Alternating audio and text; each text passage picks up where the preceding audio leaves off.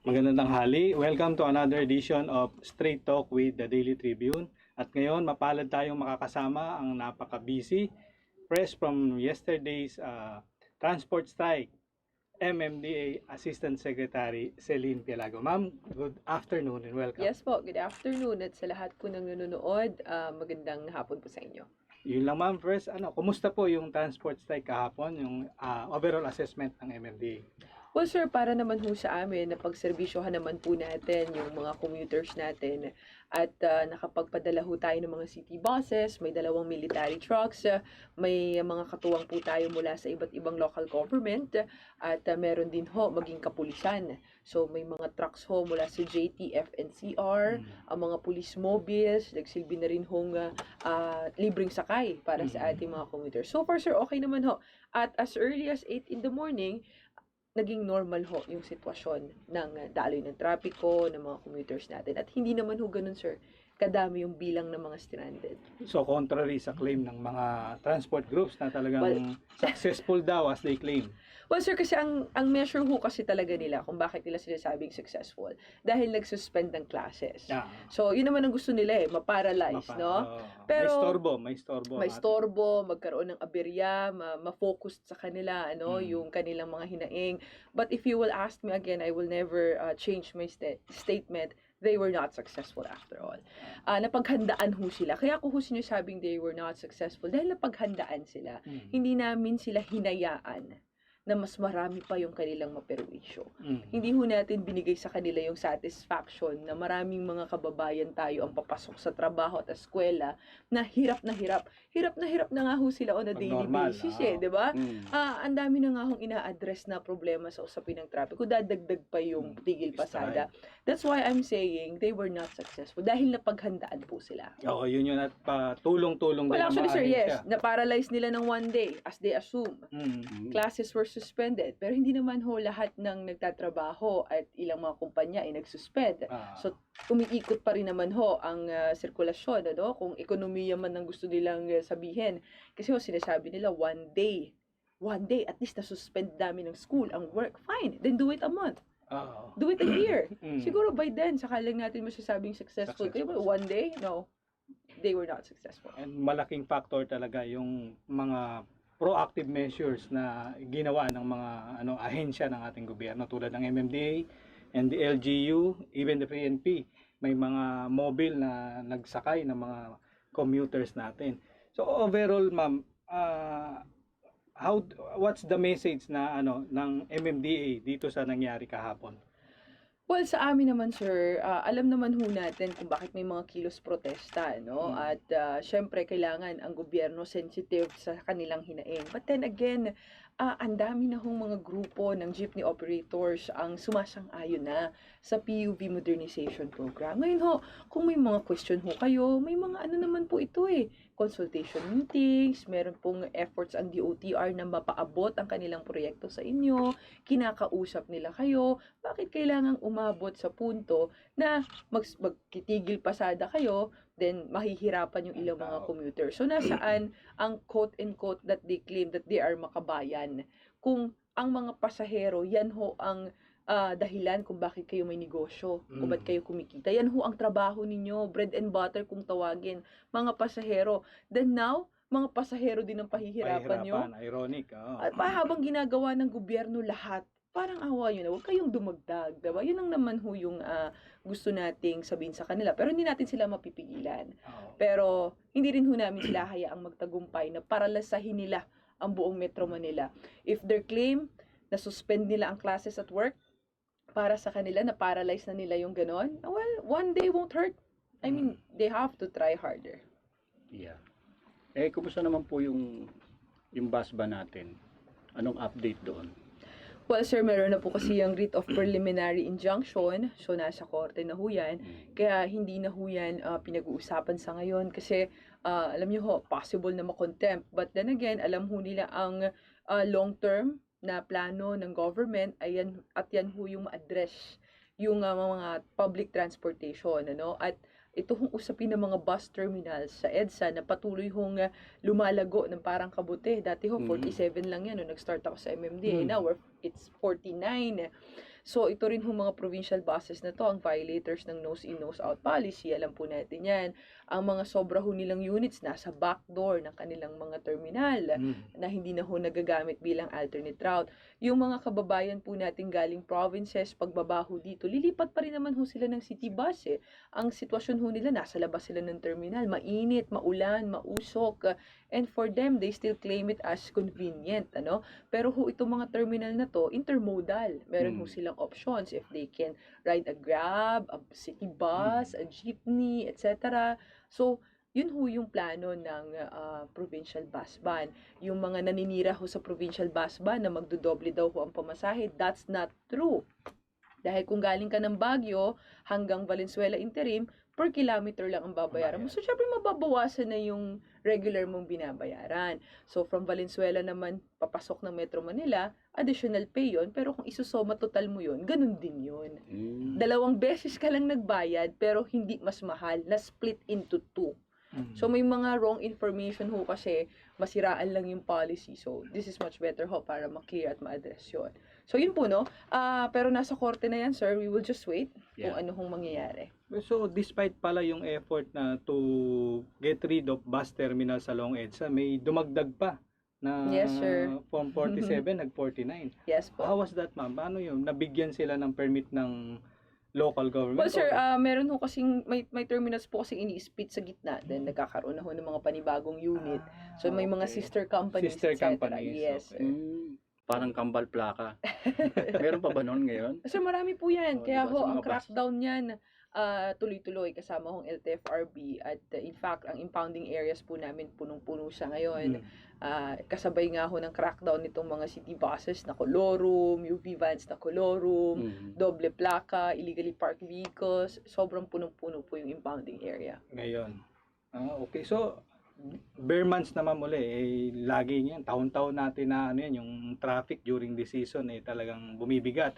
Ngayon, how do we see, and what proactive measures does the MMDA is considering? Well, sir, 20% ho ng increase ang mararanasan natin pagpasok ho ng October.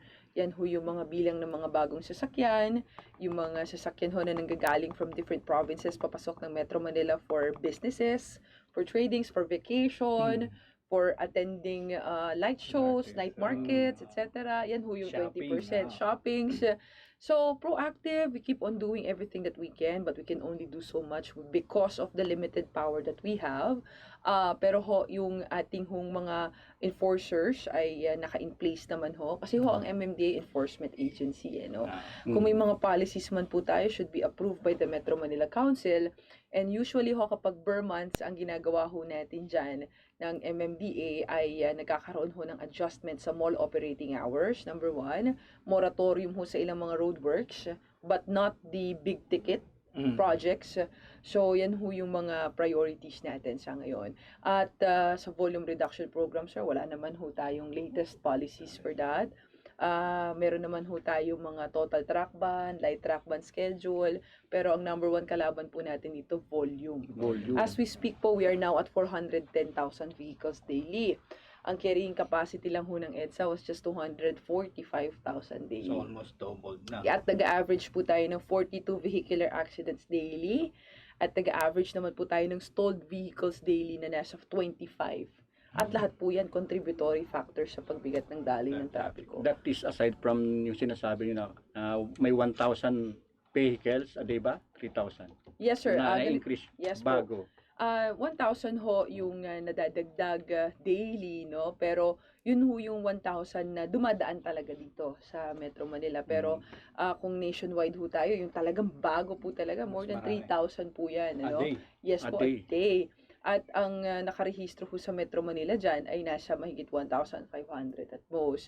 Kaya nga ho, ang dumadaan dyan, hindi naman ho din kasi lahat ng nakarehistro dito ay dito dumadaan, no? Yeah. Kaya ho, yung naging pronouncement ho ni Jem Jojo Garcia na 1,000 daily, ganyan ang bago. Yes, nag-average po ng 800 to 1,000 daily na bagong sasakyan ang nagtatraverse po sa EDSA. On the enforcers side, ma'am, May kakulangan ba? Kasi minsan may mga nakakapuna sa ating mga motorista. Medyo minsan nawawala ang ating mga enforcers sa daan when they are needed most. May kakulangan po ba tayo in terms of the number of enforcers? Yes, sir. Sa bagay na yan, hindi ko ipagtatanggol yung mga enforcers na nakatago sa puno, nagtitext, kumakain on duty, na wala akong kapalitan, nagtatago at sumisilong, nang bibigla ng motorista. Maling-mali po yan. Kaya ako pinaparusahan yan ng aming ahensya. It's either kung ikaw ay regular na, ikaw ay masususpend. Kung ikaw naman ay job order, hindi ka na marirenew ng kontrata. Sisibaking ka na. Kasi, anay ka. Bulok na kamatis kang dadagdag sa sakit ng ulo ng aming agencies. And worst, may mahahawa ka pang mga ibang mga bagong enforcers. So, hindi ho tinotolerate yan ng aming chairman, si Chairman Danny Lim. Ngayon ho, may mga bago kaming kailangan ng mga enforcers. At least ho, sana nasa 300. May requirements po yan, sir, if I may. Number one, sana nakatungtong kahit second year sa kolehiyo. May birth certificate, holder ng driver's license, barangay clearance, NBI clearance, sedula. Ang height po sa lalaki should be 5'4", ang height po sa babae should be 5'2" at least, ano? So yan ho yung requirements natin. Sa tanong, sir, kung kulang, we need 7,000. Sana. 7,000. Right now. Enforcer, sana. But as we speak, nasa 2,200 lang po tayo. Malaki. At ang 200 po doon, yung iba dyan, hepe na, city admins, not city admins, stand corrected, mga admin, mga hepe ng bawat unit. Mga nasa office yes, na yan. mga nasa office. So 2,000 lang yung we kumbaga need 5,000 na-deploy. more. Yes po. 5,000. Unfortunately, we requested for additional budget. In support naman po ang ating mga congressmen. Sana mapasama. Tama, budget hearing ngayong Yes po, season na to. sana mapasama. Magkano bang proposal nyo na budget nyo for next year? Naku sir, I just don't have the specific figures now. Yeah. Pero sa ngayon po kasi yung 300 na bago naming enforcers na kailangan, 20 million plus po mahigit yan for a year. Kasi ho, ang salary niyan ay nasa 8,000 lang po a month.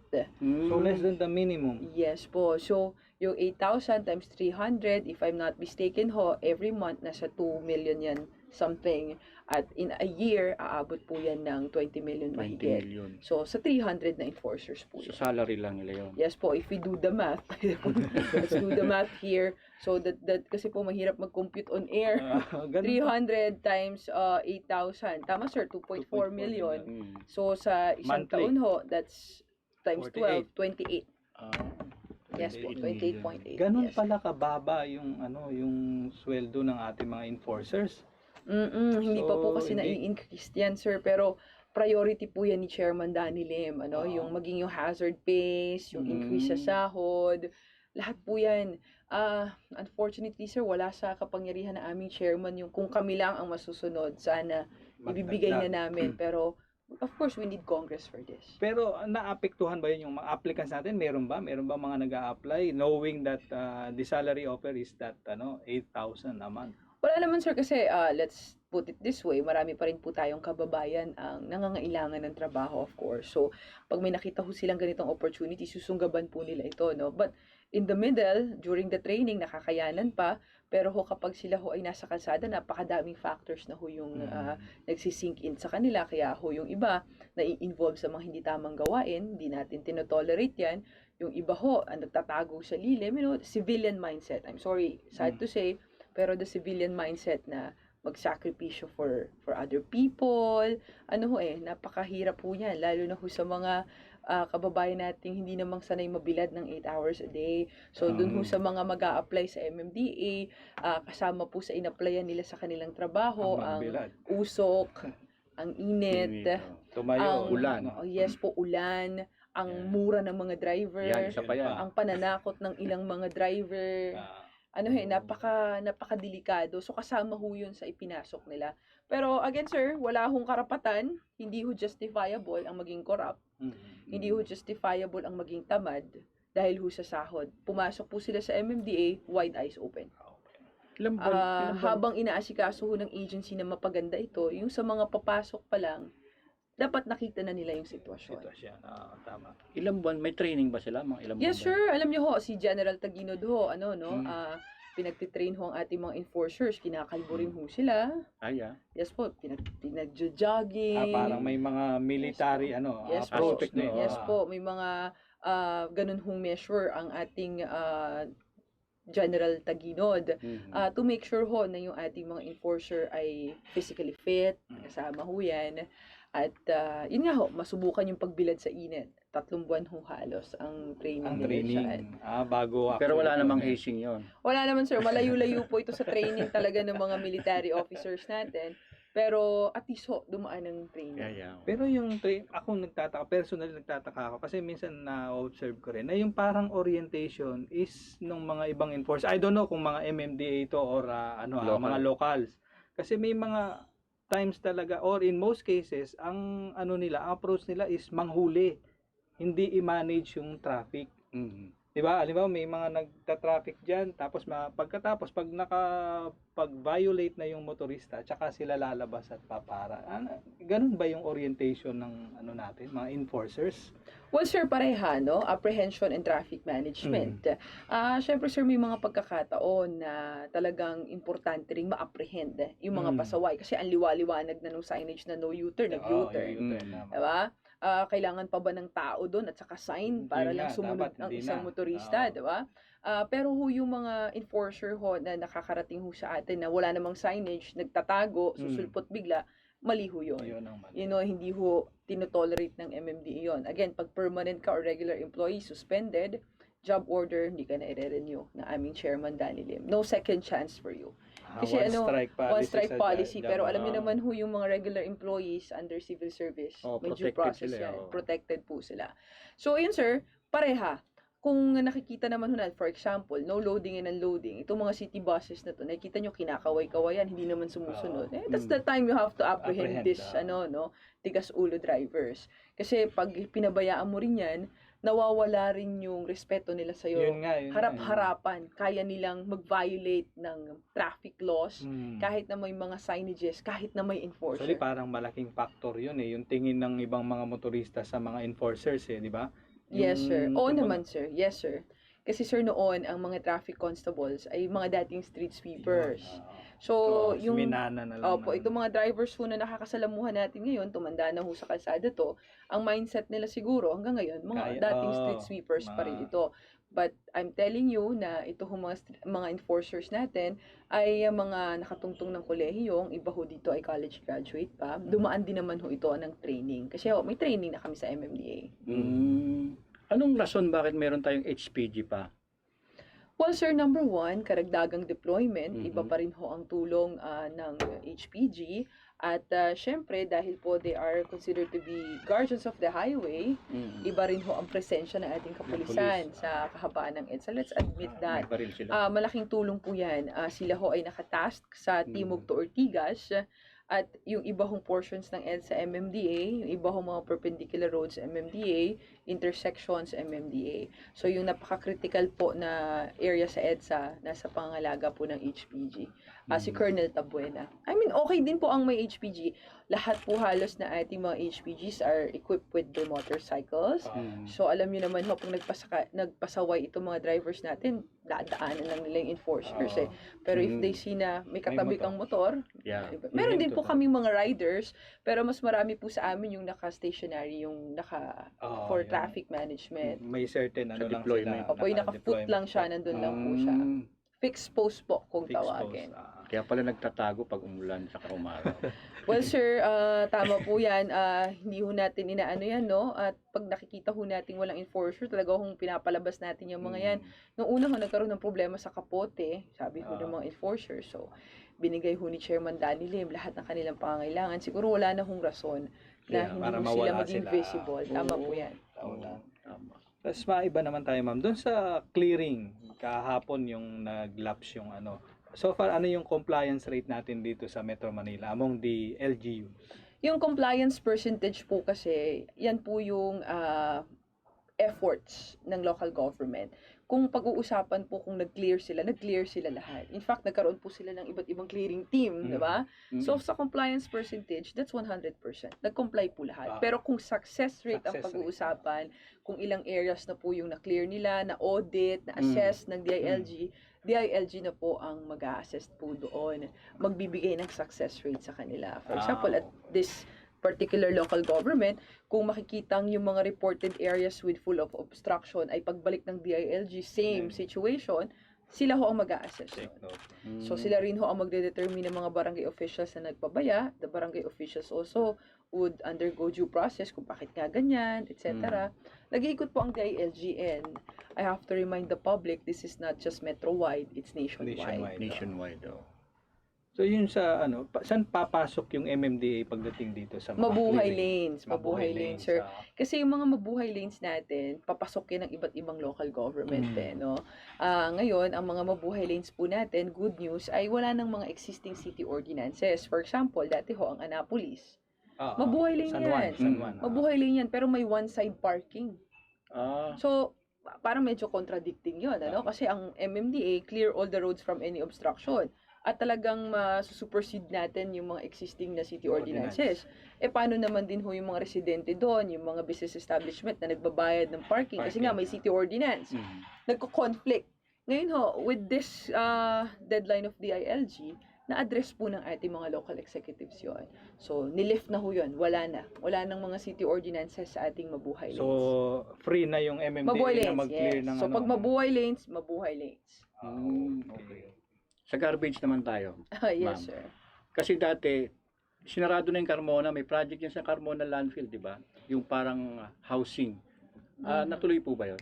Sure, wala lang po akong update sa Carmona landfill. Kasi ho, ang landfills po natin ay nasa Rizal. Dalawa po sa San Rizal Mateo, at Navotas. Nabotas.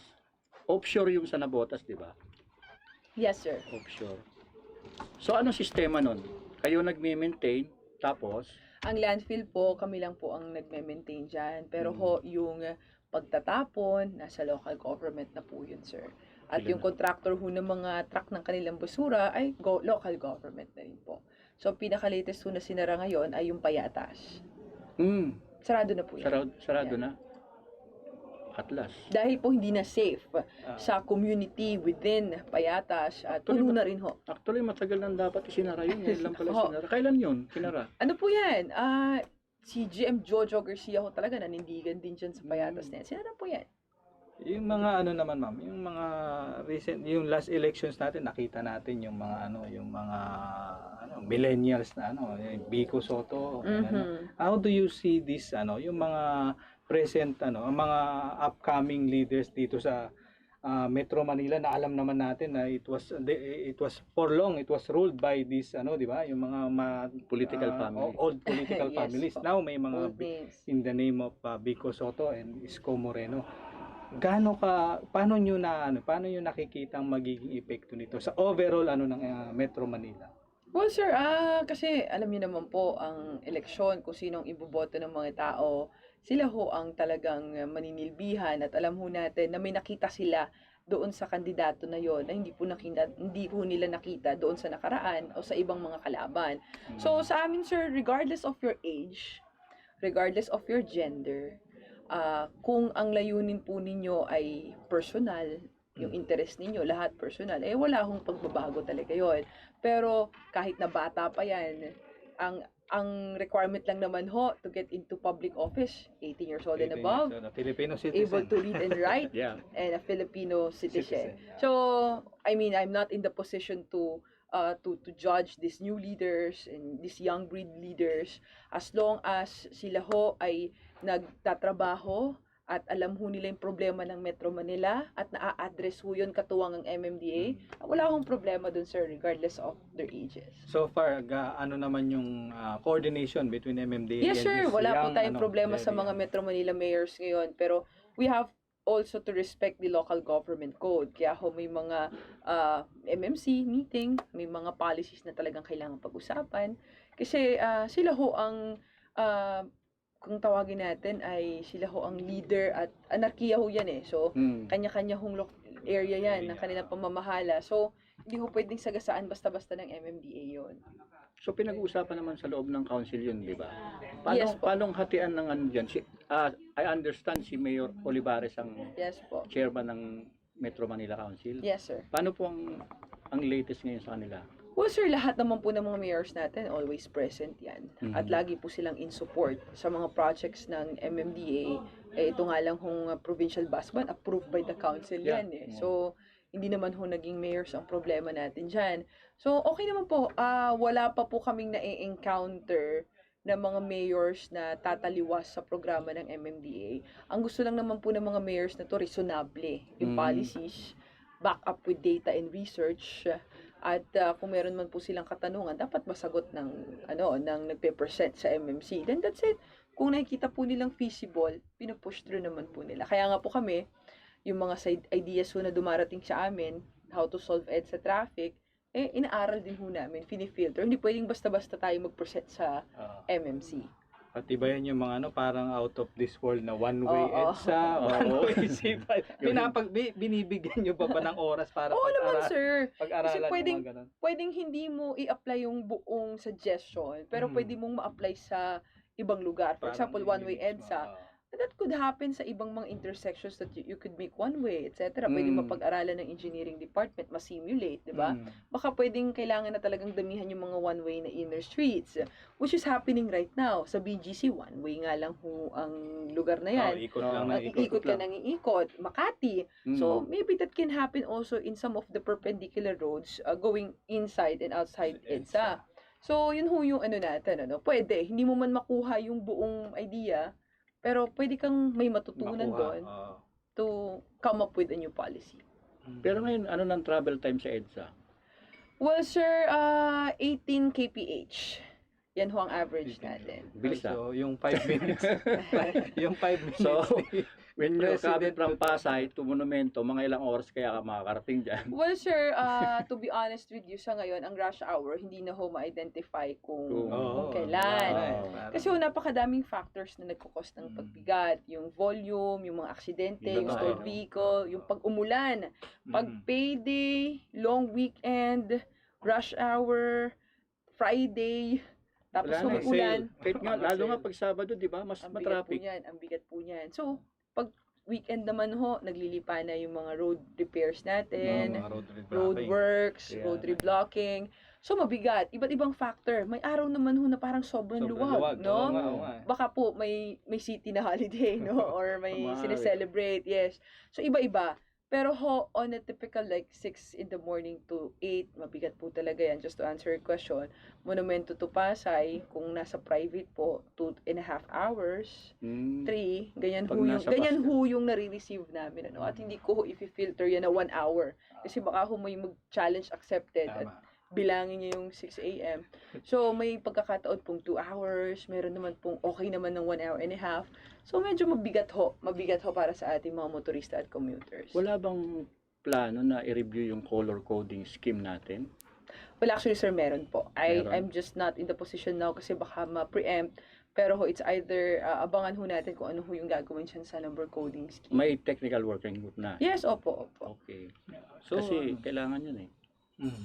Ano yung end goal ng review nung number coding? Number one, sa number coding ho, ang purpose ko sana kasi nito volume reduction. Yan ho yung nag-iisa naming programa for volume reduction. Pero parang as we go along na yung purpose ho hindi na nakikita.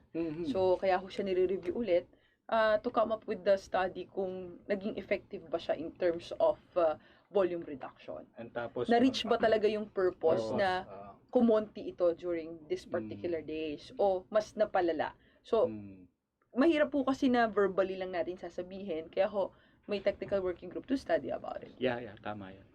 Tapos, and then this new proposal also from the San Miguel Group, ma'am, yung elevated EDSA. What do you say to this proposal? Naman sir, wala pong problema dun kasi dagdag kalsada ho yan. At alam naman ho natin na kulang po tayo sa infrastructure itong nangyayari ho sa atin ngayon. Ang EDSA ho, nanatili na mabata pa ho, ganyan ang itsura niyan. Hindi naman po siya na-expand. Pero yung sasakyan, ng padami. So, kung magkakaroon ho ng additional infra, kaya nga ho ang Skyway Stage 3, NLEX-SLEX Connector, malaki ang maitutulong yan sa pag-reduce ho ng bilang ng mga sasakyan na dumadaan sa EDSA.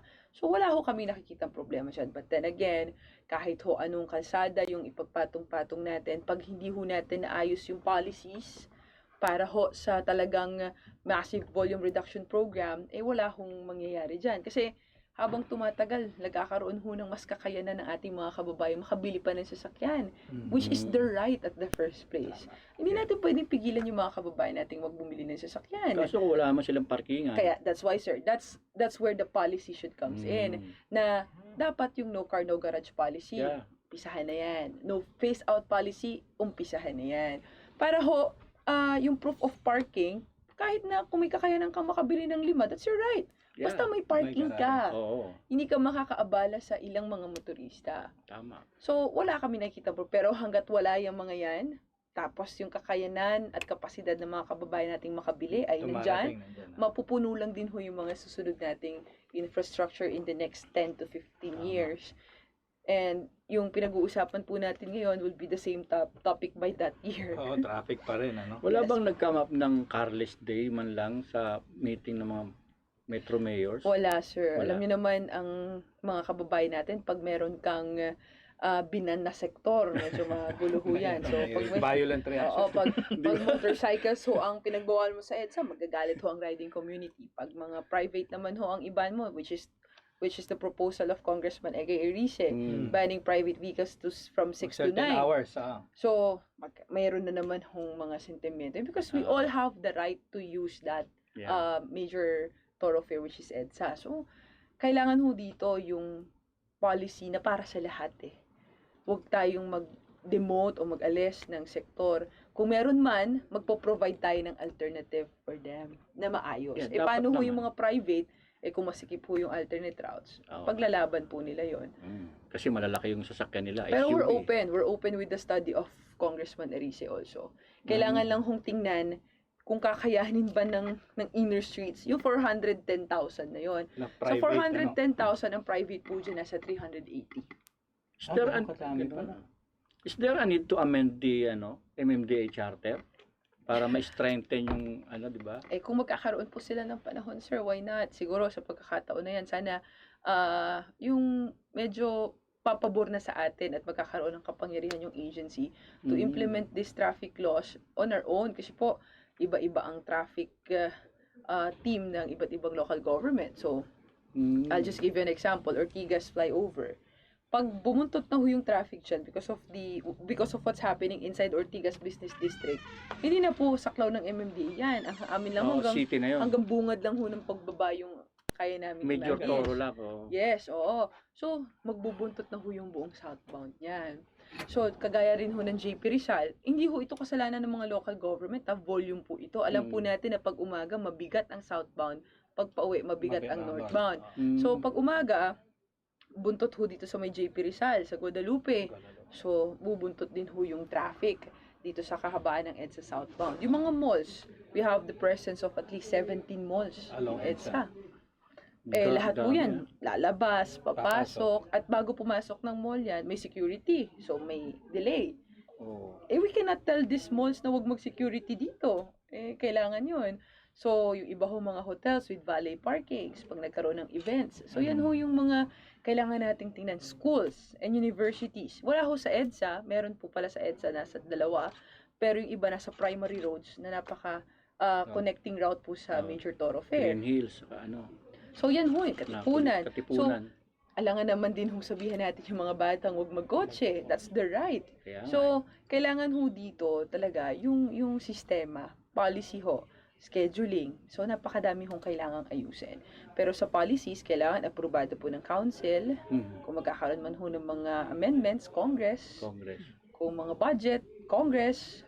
So, alalahanin po ng mga kababayan natin, ang aming hong ahensya ay hindi nagdidesisyon on our own. Kaya ho, medyo may kahirapan po para sa amin. So, hindi purely talaga decision ng So, MMDA. kung mabago man ho, sana mas magkaroon ng pangil, mas magkaroon ng mabilisang paraan para maisakatuparan yung mga desisyon na gusto ho ng aming agencies. When you say pangil, sa enforcement side or more of policy making. More of policy making. At isa na lang din ho yung enforcement side. Kasi pag naayos na namin yung policy making namin, yung paraan namin sa pagbibigay ng mga bagong policies, at least yung hinihingi na sa baba, mabilis na ho namin magagawa yun. Saka yung ticketing system, hindi pa rin unified ba? Ay, May sir, ano kanya-kanya na po? pa? Yes po, kanya-kanya. Yung iba Kanya-kanya ho, pa pag rin. local government ka nahuli, it's either LTO. Sa LTO ho, pupunta yung inyong lisensya. Some LGUs can confiscate. Kami ho, we can't. At ho sa amin, direct ho kami sa LTO. Mas mababa ho yung iba naming fines and penalties. Yes. Ang obstruction ho namin dati, 150. Buti na lang ho, naging 1,000 na yan ngayon. Ilang MMC meeting ho ang pinagdaanan yan bago maakyat yan So sa far, yung fine. pagtaas na yun, ma'am, nakita nyo ba yung yung kumbaga, sumunod, marami nang sumunod? Yes, dun kahit sa mga- papaano yung threshold. Kasi hanggat hindi ka naman natitikitan or nabibigyan ng summon na nagkakahalaga ng 4,000, hindi ka naman madadala. Yun nga kung 150 lang Magpapasaway yan. at magpapasaway ka pa rin. Pero pagdating ng panahon na na-receive mo na yung summon amounting to 3,000, from Sasaktan ka. that time, tapos another day, na bigyan ka pa ulit, mabigat. So, isa ka na sa mga nadala. Yan. So, kailangan lahat yan madala. Yan ang magandang termino, madala. Kailangan madala. Madala na kayo. Oo, 3,000 pesos para sa isang traffic fine. Yeah. Medyo mabigat ho yan. Mabigat Kasi talaga yan. ang aming illegal parking ngayon na unattended, nasa 2,000. Ang illegal parking po namin na attended, ibig sabihin may tao. May driver. Kaya nga yung iba pinaglalaban nila, nasa kotse naman ako, naka-hazard naman ako. That's yun, still yung mga illegal ganun. parking, Yeah. but Okay. attended. So yun, attended. magkano yun? Attended? 1,000. Pero nakapark ka, walang tao, unattended. Bukod dun sa violation na yun, sasamahan ka namin ng obstruction. Okay. So, Doon kalimitan 2,000 nagkakaroon ng 1,000. pagtatalo ang enforcer Sasabihin ng Nakatao. driver, nandun naman ako, ba't nyo ako pinato? Yeah, Maraming nandun ka ganun. naman, Di hindi ba? ka naman pinapaalis dyan. Oo But nga. still, illegal parking attended. Meron na pala dalawa Illegal yun. parking na may tao, illegal parking na walang Maraming tao. hindi nakakaalam. Oo, yun. Actually, Ako minsan ako nakahazard ako. Makikiusap ka, di ba? Oo. Pero ibig sabihin, hindi naman ako nakapark. Even na nakaano ka lang, nakahazard ka, hinihintay ka either bumibili ka or what. Eh, that's what they're thinking, na kapag naka-hazard po, na kapag nandun naman ako, hindi na Tama. ako dapat matikitan. Mahuli, Pwede. Kasi pwede sa pala, ticket pwede. namin, illegal parking attended. Okay. Kung Tagalog man po, doon sa ating mga illegal parking na may tao, May tao. Yun, Tapos na may plus hazard pa, obstruction pa. ano pa rin yun? Ticket pa rin yun. Ticket pa rin. Obstruction. Then sasamahan ka namin ng disregarding traffic signs. Ah. Mababa pa po yan ngayon, nasa 150. Kaya ako ina-workout namin tumaas din yan. Ayan. Yung Disregarding traffic disregarding sign. traffic signs. Magkano ba ngayon yun? 150. Ang mura Ano? naman. Anong ano? Pero yun yung dagdag namin. Gusto namin sana ka-level siya ng obstruction na 1,000. Kahit Ah. pa paano. Okay. Ang obstruction po natin, 1,000. Yung beating the red light, Well, ano ho kasi yan, papasok ho sa reckless driving. That's Malaki na yan. 2,500. Oo, malaki. 2.5. Tapos may ano na yon, may seminar. Yes po. May seminar. Okay. So, ngayon, at least alam natin na nalinawan sa mga ilang mga basic na sa road, hindi tulad nung parking parking unattended, illegal parking attended and unattended. So, nalinawan tayo ng ang MMDA ni Miss Celine. So, with that, Miss Celine, any parting words to our viewers? Well, sir, number one, napakahalaga ho na nalaman nila yung problema ng Metro Manila para malaman po nila kung anong paraan o sa papaanong paraan sila makakatulong. Number one ho yun Kasi pag hindi ho alam ng motorista na ito pala kinakaharap ninyo, Tama, yung mga commuters, ito pala ang nangyayari sa Metro Manila. So, wala ho silang nagiging pakialam. So, with our information dissemination campaign, with our efforts in educating them, ang gusto ho natin yung sabay-sabay nating isusolve to. Tama. You do your part, we do our part. Sama-sama. So, maaari ho naaagrabyado kayo ngayon, pero pinapaliwanag naman na ho namin kung ano yung mga efforts na nakalinya, yung mga programang patapos na. So, at least ho, meron kayo to look forward. Sa kapangyarihan ho ng MMDA, alam namin napakadami yung request, napakadami yung gustong gawin, Lahat ho yan, maniwala ho kayo sa hindi naisip na ho namin yan. Ang problema ho namin, yun ho yung lagi namin sinasabi sa inyo, napakalimitado namin. Kailangan namin nito, approval ng ganito, kailangan namin ng miyembro from this group, kailangan namin ng approval of Congress, kailangan amendments on this particular resolution, etc. Lahat ng charter, ganyan, etc. Yun ang kailangan namin. Pero ngayong alam na ng mga kababayan natin, dati kasi paglalabas ka ng bahay na traffic ka, sisisihin mo na blue boys. At least ngayon, alam mo na. Mm. Kaya, napaka-aware na ng mga kababayan natin, magre-report sila. Kasi ma'am, illegally park ho, itong street na to. Hindi na ho makadaan yung mga ambulansya. Binigay ho natin sa kanila yung prinsipyo ng pagkakaroon ng malasakit sa mga kapaligiran, sa kapwa-tao, sa kapwa motorista, sa kalsada. May Yun role ho yung ang bawat nawala isa, Yung pagiging selfless, napaka-importante po nun. Ngayon kasi, ang mga kababayan natin, what matters to them, point A to point B, pasok Okay na. na. Wala sila. Walang pakialam. Basta makarating ako sa pupuntahan ko, di bali nang may maagrabyado ko, di bali nang may mga pedestrian akong hindi patawirin. Yung mga pedestrian naman, sa kakamadali, kahit na hindi ako tumawid sa tamang tawiran. Basta Alam niyo ho makarating. yun, napaka-selfish na ho natin. It's time to be selfless. No? Para ho, yung proyekto na ginagawa ng gobyerno, sabay-sabay ho tayo makarating doon sa tamang pagbabago. Kasi, sabi ko nga sa inyo, sir, kanina ng off-air, yung pagbabago, na panis na yan Kasi, gusto nila. Pero pag sila na yung natikitan, Wala, nakakalimutan ayaw na nila yon. They don't want to be part of it.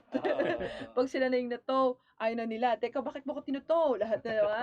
So, pero pag nagreklamo sila, we have to change the culture. Oo nga We have to change the culture. We have to be selfless and we have to cooperate with the government. It should be now. Yeah, now. Kasi, well, kung gusto nyo hong mga next 10 years pa kayo maging mabait.